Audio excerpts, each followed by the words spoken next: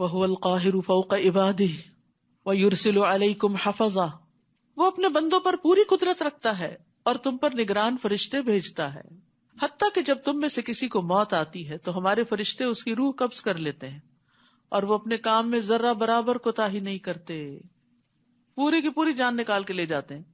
تو یہاں موت کا منظر بتایا گیا ہے، حدیث سے بھی بڑی وضاحت کے ساتھ پتہ چلتا ہے۔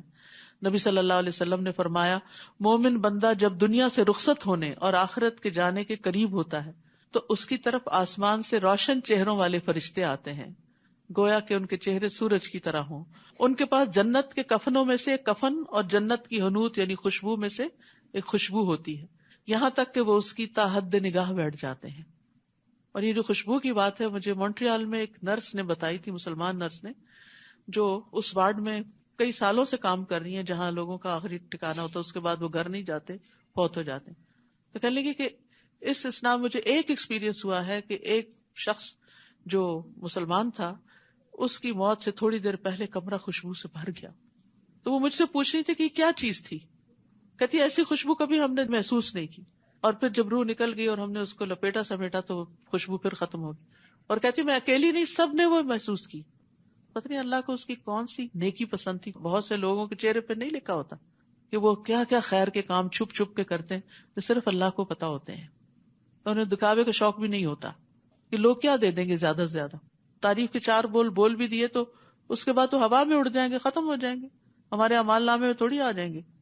تو بہرحال نیک لوگوں کے پاس جو فرشتے آتے ہیں وہ خوشبو میں لپیٹا ہوا کفن لے کر آتے ہیں، یہاں تک کہ وہ تا حد نگاہ بیٹھ جاتے ہیں، پھر ملک الموت اس کے سرہانے آ کے بیٹھ جاتے ہیں اور کہتے ہیں یا ایتھا النفس الطیبہ اخرجی الی مغفرۃ من اللہ ورضوان، اے پاکیزہ نفس، اللہ کی مغفرت اور رضامندی کی طرف نکلو، کیونکہ ساری زندگی اللہ کو راضی کرنے کا شوق رہا۔ چنانچہ اس کی روح اس طرح بہہ کے نکل جاتی ہے جیسے مشکیزے کے منہ سے پانی کا قطرہ بہہ جاتا ہے۔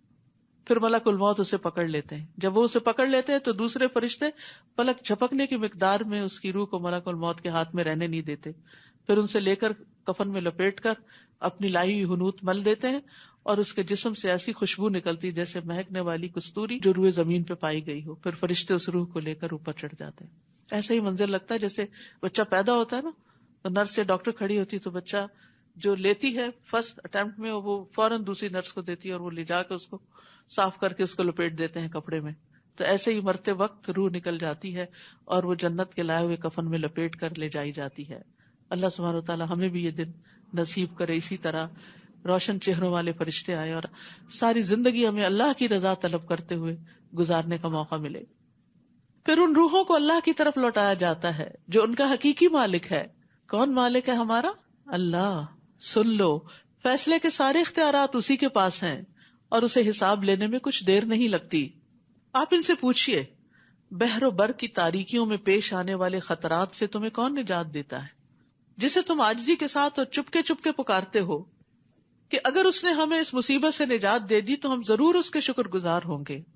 آپ ان سے کہیے کہ اللہ ہی تمہیں اس مصیبت اور ہر سختی سے نجات دیتا ہے، پھر بھی تم اس کے برابر کرا دیتے ہو، اوروں کو شریک ٹھہراتے ہو۔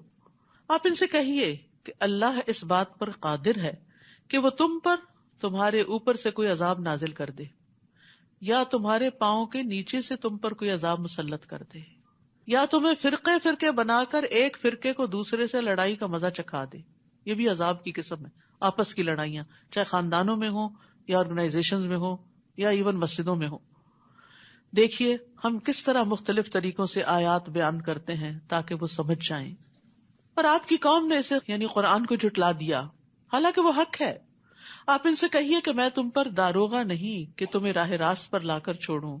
لِكُلِّ نَبَإٍ مُسْتَقَرٌّ وَسَوْفَ تَعْلَمُونَ، ہر خبر کے ظہور کا ایک وقت مقرر ہے اور عنقریب آپ کو سب کچھ معلوم ہو جائے گا۔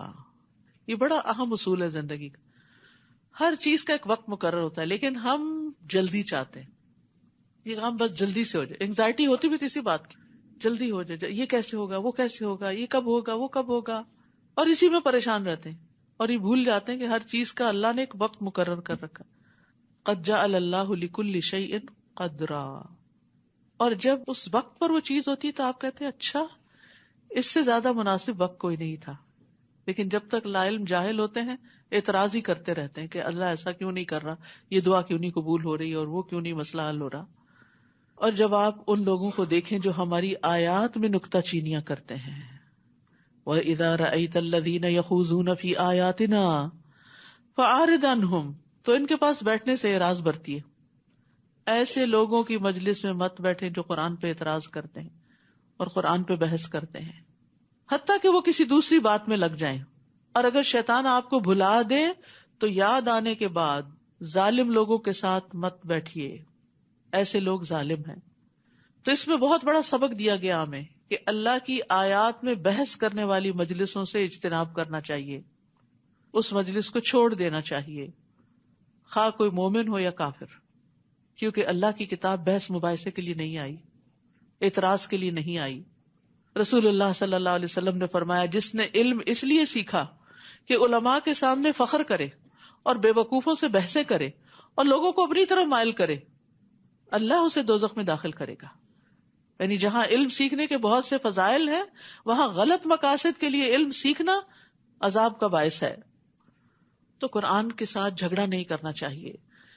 نواس بن سمان سے روایت ہے کہ نبی صلی اللہ علیہ وسلم نے فرمایا, قرآن کے ذریعے جھگڑا نہ کرو, یعنی بحث مباحثے میں قرآن کی آیتیں پڑھ پڑھ کے مت دلیلیں دو, اور نہ اللہ کی کتاب سے بعض کو بعض کے ذریعے جھٹلاؤ. اللہ کی قسم, مومن قرآن کے ساتھ جھگڑا کرے گا تو مغلوب ہو جائے گا, فائدہ کچھ نہیں ہوگا, اور منافق قرآن کے ساتھ جھگڑا کرے گا تو غالب آ جائے گا. وَإِمَّا يُنْسِيَنَّكَ الشَّيْطَانُ فَلَا تَقْعُدْ بَعْدَ الذِّكْرَىٰ مَعَ الْقَوْمِ الظَّالِمِينَ, اور اگر شیطان تمہیں بھلوا دے تو اس سے کیا پتہ چلتا ہے, بھلی بات بھول جانا شیطان کی طرف سے ہوتا ہے. یعنی وہ جھگڑا کی محفل میں سے اٹھنا بھلوا دے تو جب یاد آئے تو ظالم لوگوں کے ساتھ مت بیٹھو. ان ظالموں کے حساب میں سے کسی چیز کی ذمہ داری ان لوگوں پر نہیں جو اللہ سے ڈرتے ہیں. یعنی اگر وہ بھٹک رہے ہیں تو ان کے بھٹکنے کی ذمہ داری ایمان والوں پر نہیں, کیونکہ بعض اوقات ایسا ہوتا ہے نا, خاندان والوں میں, دوستوں میں کوئی شخص قرآن پڑھ کر پھر قرآن ہی میں سے ایسی چیزیں نکالنا شروع کر دیتا ہے جو قرآن کے مطلب کے خلاف ہوتی. تو آپ سوچتے ہیں شاید ہمارے پڑھانے میں کوئی کمی رہ گئی یا بتانے میں کوئی کسر رہ گئی. آپ گلٹی فیل نہ کریں, نبی صلی اللہ علیہ وسلم کو تسلی دی جا رہی ہے, ان کے بھٹکنے کی ذمہ داری آپ پر نہیں ہے, مگر نصیحت کرنا ان پر فرض ہے. یعنی خیر خواہی کی بات کرتے رہیں تاکہ وہ غلط کاموں سے بچیں. کیونکہ ہوتا یہ ہے کہ جب اللہ کی طرف سے آئی ہدایت کو صحیح رخ سے نہیں لیا جاتا نا, اس کے من مانے مطلب پہنائے جاتے ہیں, تو پھر انسان غلط رستے پہ چل پڑتا ہے, غلط کام کرنے لگتا ہے. تو اس لیے نصیحت کرنا فرض ہے. اور ان لوگوں کو چھوڑ دیجئے جنہوں نے اپنے دین کو کھیل اور تماشا بنا رکھا ہے, اور دنیا کی زندگی نے انہیں فریب میں مبتلا کر رکھا ہے. اور انہیں قرآن کے ذریعے نصیحت کیجئے کہ ہر شخص اپنے اعمال کے بدلے میں گرفتار ہے. یعنی سوچ سمجھ کے کرو جو کچھ کر رہے ہو. اللہ کے سوا نہ اس کا کوئی حمایتی ہوگا اور نہ سفارشی, اور وہ کسی بھی چیز سے بدلہ دینا چاہے گا تو وہ قبول نہ کیا جائے گا. یہی لوگ ہیں جو اپنے کیے کے بدلے میں گرفتار ہیں, اور جو وہ کفر کرتے رہے ہیں تو اس کے بدلے انہیں پینے کو کھولتا پانی ملے گا اور انہیں دردناک عذاب ہوگا. تو یہاں پر دین کی عظمت کو اجاگر کیا گیا ہے کہ دین قابل احترام چیز ہے, جھگڑے کی چیز نہیں, بحث مباحثے کی چیز نہیں. اور انسان دنیا کی خاطر, یہ آتا ہے نا, غرتہم الحیات الدنیا, دنیا کی اٹریکشن نے ان کو دھوکے میں مبتلا کر دیا, اور اب وہ دنیا کو حلال کرنے کے لیے اور دنیا کے پیچھے جانے کے لیے اور زیادہ دنیا حاصل کرنے کے لیے قرآن کی آیتوں میں تبدیلی چاہتے ہیں. تو اصل بات یہ ہے کہ قرآن جیسا ہے ویسے ہی لینا چاہیے, منمانی تعویلوں سے اس کے مطلب نہیں بدلنے چاہیے. وہ آتا نا ایک شعر میں کہ خود نہیں بدلتے قرآن کو بدل دیتے ہیں. تو ایسا کرنا انسان کے لیے مسائل پیدا کرنے کا سبب ہے, دنیا اور آخرت دونوں میں. قل اندعو من دون اللہ ما لا ينفعنا ولا يضرنا, آپ ان کافروں سے کہہ دیجئے کیا ہم اللہ کو چھوڑ کر ان کو پکاریں جو نہ ہمیں فائدہ دے سکتے ہیں اور نہ ہمارا کچھ بگاڑ سکتے ہیں, یعنی بتوں وغیرہ کو. جب اللہ نے ہمیں ہدایت دے دی تو کیا اس کے بعد ہم الٹے پاؤں پھر جائیں؟ کیونکہ اہل مکہ بار بار مسلمانوں کو اسی طرف لاتے تھے کہ اپنے آباء و اجداد کا دین نہ چھوڑیں. جیسے کسی کو جنگل میں شیطانوں نے بہکا دیا ہو اور وہ حیران و پریشان ہو, اور اس کے ساتھی اسے پکار رہے ہوں کہ اگر ہدایت درکار ہے تو ادھر ہمارے پاس آؤ. آپ انہیں کہیے کہ ہدایت تو وہ ہے جو اللہ دے, اور ہمیں تو یہی حکم ہوا ہے کہ ہم رب العالمین کے فرما بردار بن جائیں. تو بات یہ ہے کہ گمراہی ہدایت سے الگ کر دی گئی ہے، اور ہدایت جو ہے وہ وہی ہے جو اللہ کی طرف سے آتی ہے. بندوں کی باتیں اور فلسفے ہدایت کا باعث نہیں ہوتے. اور نماز قائم کیجئے اور اس سے ڈرتے رہیے، تقوی اختیار کیجئے، اور وہی تو ہے جس کے حضور تم سب جمع کیے جاؤ گے. وہی تو ہے جس نے آسمانوں اور زمین کو حق کے ساتھ پیدا کیا ہے، اور جس دن وہ قیامت کو کہے گا کہ ہو جا تو وہ قائم ہو جائے گی. اس کی بات سچی ہے، اور جس دن سور میں پھونکا جائے گا اس دن اسی کی حکومت ہوگی. وہ چھپی اور ظاہر سب باتوں کا جاننے والا ہے، اور وہ بڑا دانا اور ہر چیز کی خبر رکھنے والا ہے.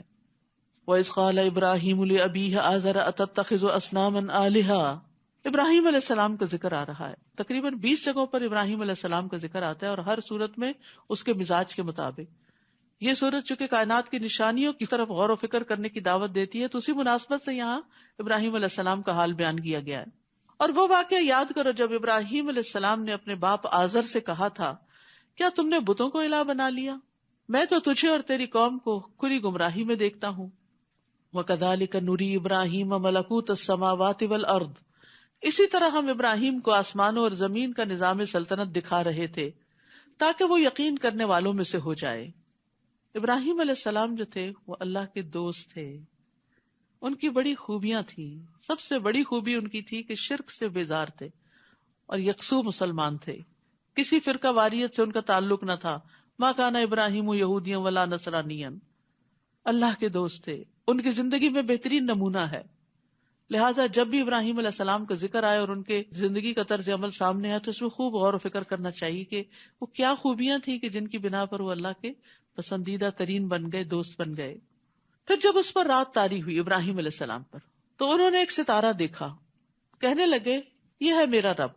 پھر جب وہ ڈوب گیا تو ابراہیم کہنے لگے میں ڈوب جانے والوں کو پسند نہیں کرتا. پھر جب چاند کو چمکتا ہوا دیکھا تو بولے کیا یہ ہے میرا رب؟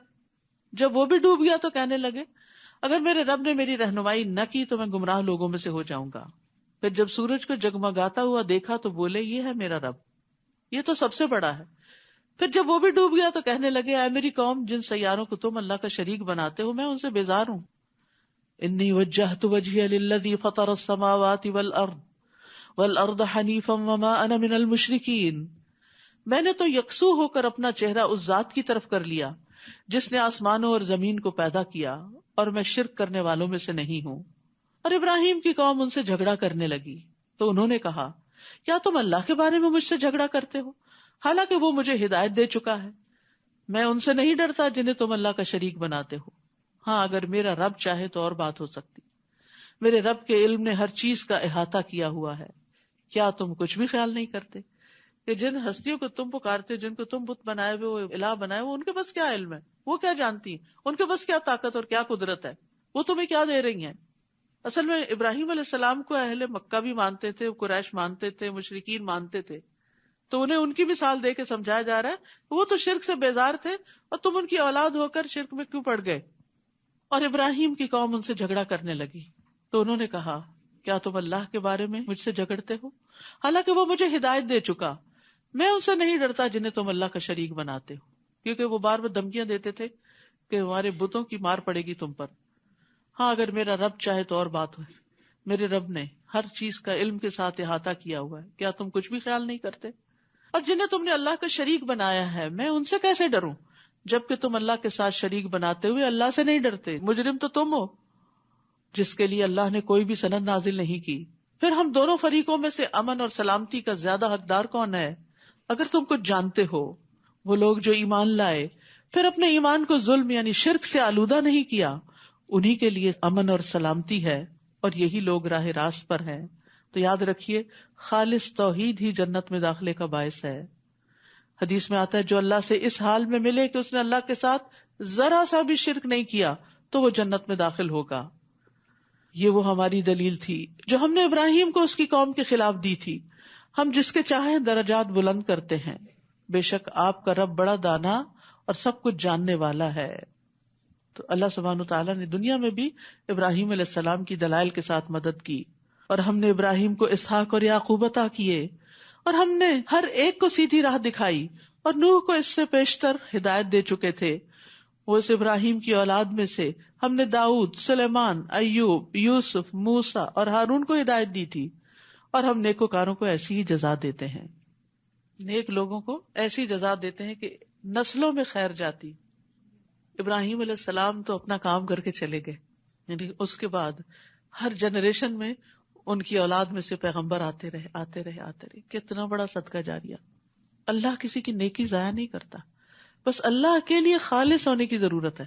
پھر اولاد بھی سنور جائے گی، اور اس کے بعد اولاد کی اولاد کے اندر بھی انشاءاللہ خیر آئے گی.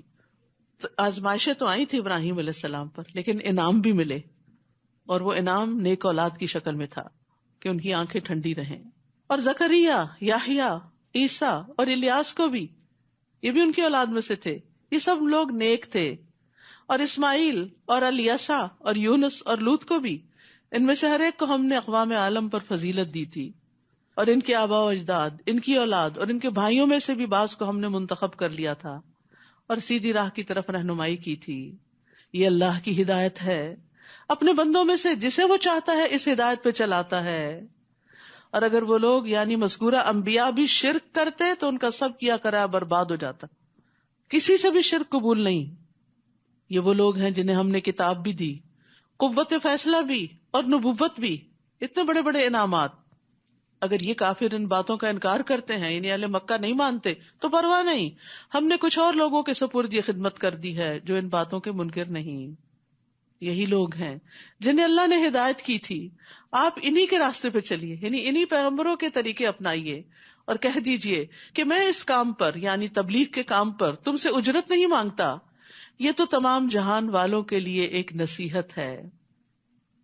وما قدر اللہ حق قدرہ، ان لوگوں نے اللہ کو ایسے نہیں پہچانا جیسے اسے پہچاننا چاہیے تھا، جیسے حق تھا پہچاننے کا. کیا ہم نے پہچانا؟ کیا ہمیں اللہ کی واقعی معرفت ہے؟ کہتے ہیں کہ اللہ نے کسی بشر پر کچھ بھی نہیں اتارا. آپ ان سے پوچھئے جو کتاب موسیٰ لائے تھے اسے کس نے اتارا تھا؟ وہ کتاب جو لوگوں کے لیے نور اور ہدایت تھی. تم نے اسے ورق ورق بنا کر رکھا ہے، ان میں سے کچھ ورق تو ظاہر کرتے ہو اور زیادہ چھپا جاتے ہو. اور اس کتاب سے تمہیں وہ کچھ سکھایا گیا تھا جو تم نہ جانتے تھے اور نہ تمہارے آباء و اجداد. آپ کہہ دیجئے اسے اللہ ہی نے اتارا تھا. پھر انہیں چھوڑیے کہ وہ اپنی فضول بحثوں میں ہی پڑے کھیلتے رہیں.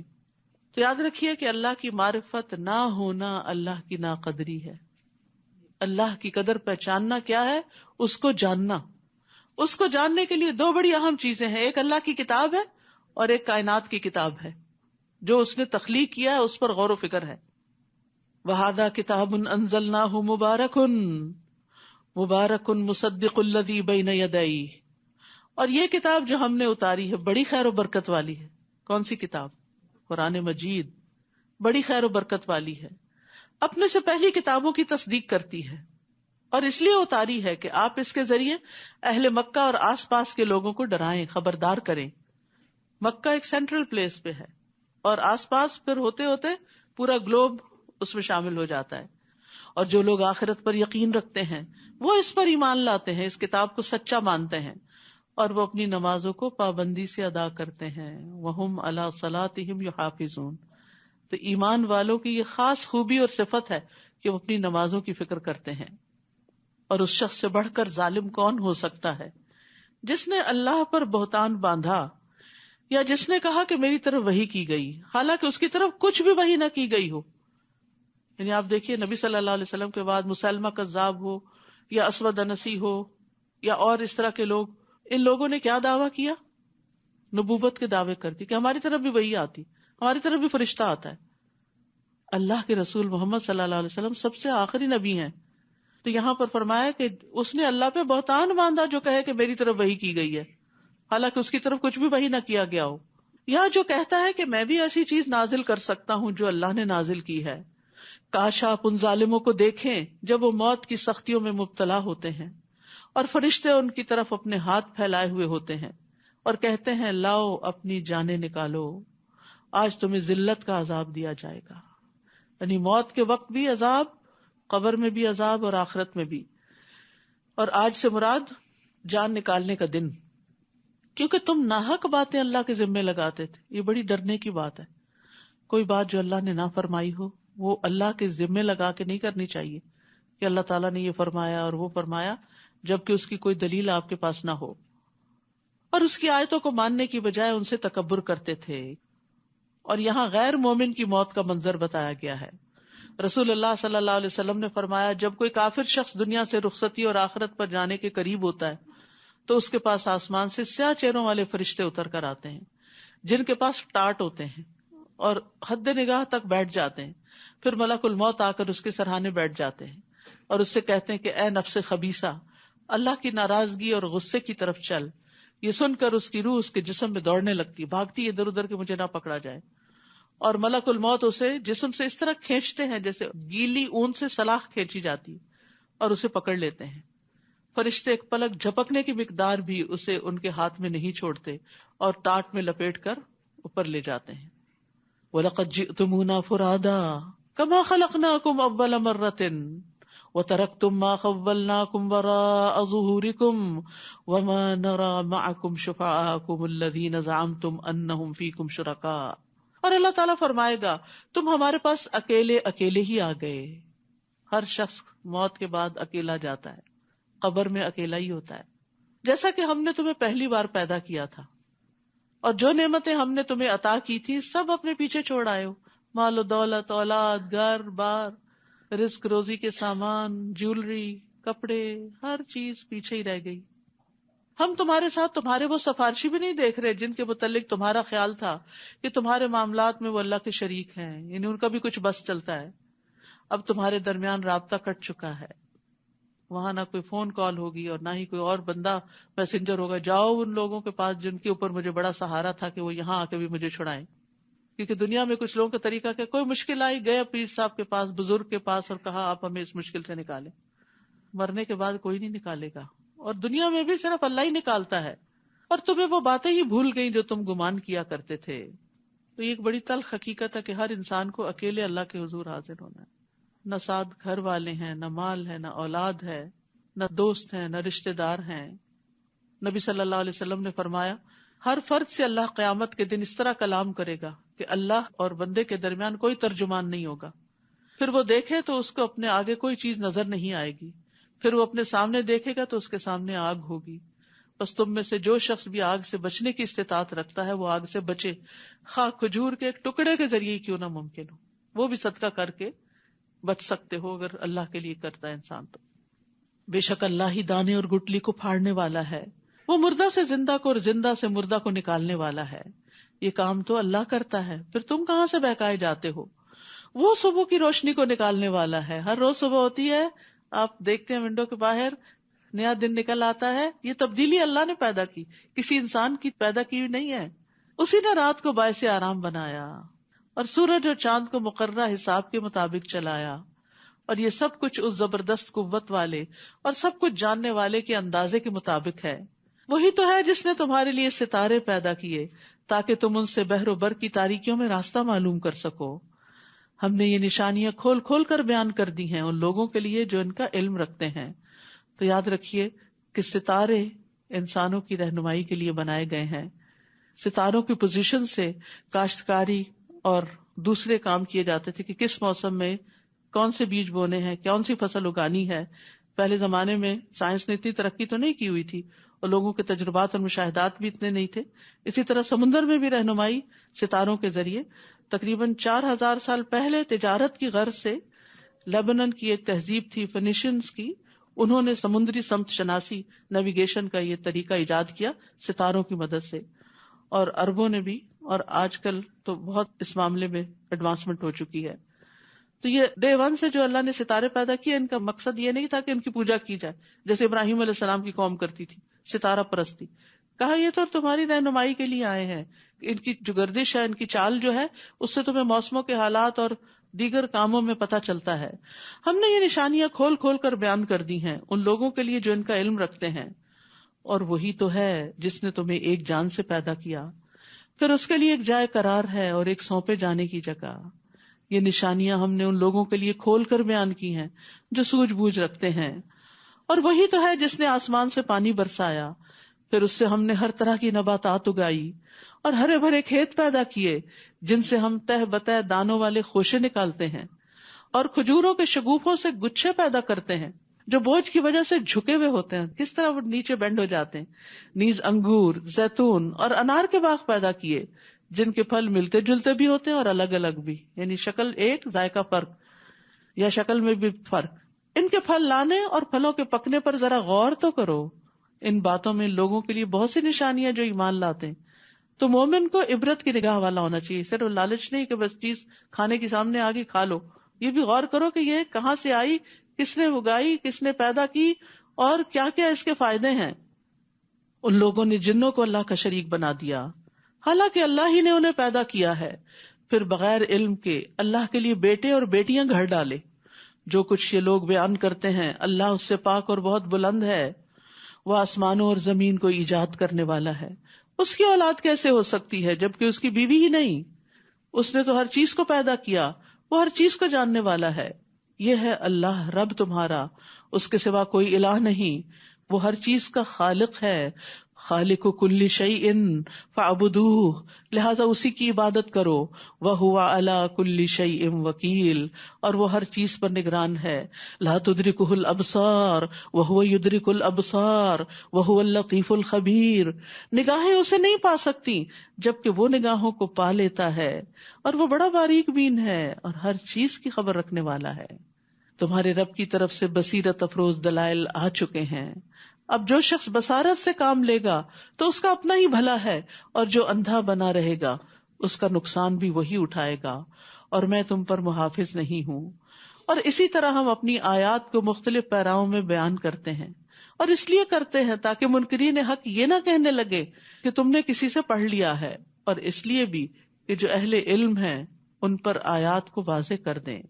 آپ اس وحی کی پیروی کیجیے جو آپ کی طرف آپ کے رب کی طرف سے نازل ہوئی ہے کہ اللہ کے سوا کوئی الہ نہیں، اور مشرکوں سے کنارہ کیجیے، یعنی ان کی بات نہ مانیے. اور اگر اللہ چاہتا تو یہ لوگ شرک نہ کرتے، اور ہم نے آپ کو ان پر محافظ نہیں بنایا، نہ ہی آپ ان کے ذمہ دار ہیں. اے مسلمانوں، یہ لوگ اللہ کے سوا جن کو پکارتے ہیں انہیں گالی نہ دو، یعنی مشرکین کے بتوں کو برا بھلا نہ کہو، ورنہ یہ لوگ جہالت کی وجہ سے چڑھ کر اللہ کو گالی دیں گے اور سبب تم بن جاؤ گے. اسی طرح ہم نے ہر گروہ کے عمل کو خوشنما بنا دیا، پھر انہیں اپنے رب کی طرف لوٹ کر جانا ہے، تو جو کچھ یہ کرتے رہے اس کی انہیں وہ خبر دے گا. اور یہ لوگ اللہ کی پکی قسمیں کھاتے ہیں کہ اگر ان کے پاس معجزہ آ جائے تو وہ اس پر ضرور ایمان لے آئیں گے. آپ انہیں کہیے کہ معجزے تو اللہ کے پاس ہیں، اور تمہیں کیسے سمجھایا جائے کہ اگر کوئی معجزہ آ بھی جائے تب بھی یہ ایمان نہیں لائیں گے، یہ ماننے والے نہیں، یہ تو صرف بہانہ ہے، ٹالنے کی بات ہے. وَنُقَلِّبُ أَفْئِدَتَهُمْ وَأَبْصَارَهُمْ كَمَا لَمْ يُؤْمِنُوا بِهِ أَوَّلَ مَرَّةٍ وَنَذَرُهُمْ فِي طُغْيَانِهِمْ يَعْمَهُونَ.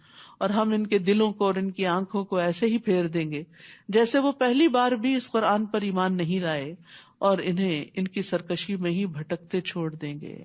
اللہ تعالی ہمیں اس سے محفوظ رکھے. وآخر دعوانا ان الحمد للہ رب العالمین. سبحانک اللہم وبحمدک، اشہد ان لا الہ الا انت، استغفرک واتوب الیک. السلام علیکم ورحمۃ اللہ وبرکاتہ.